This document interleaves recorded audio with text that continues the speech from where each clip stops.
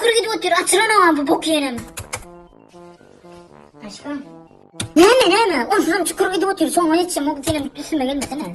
Ne hemen yırtırlan bir kino deyip. Zorağım nerede? Ne sen giyen ayağın mı?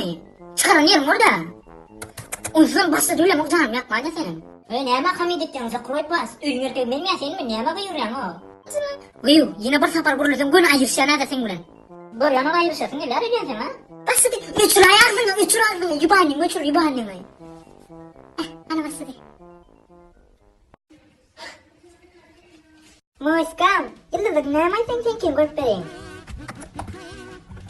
Tülen. Ya begamot. Ay aşkım tülenin begamotum yok ha. Son bağlığın yok mu? Bilen yok mu? Kıyım ne yapıyorsun sana? Yıldızın et ki yani. Sen kız tület mi? Ben kız asla et. Müsaade etme hayda. Aşkım hayda.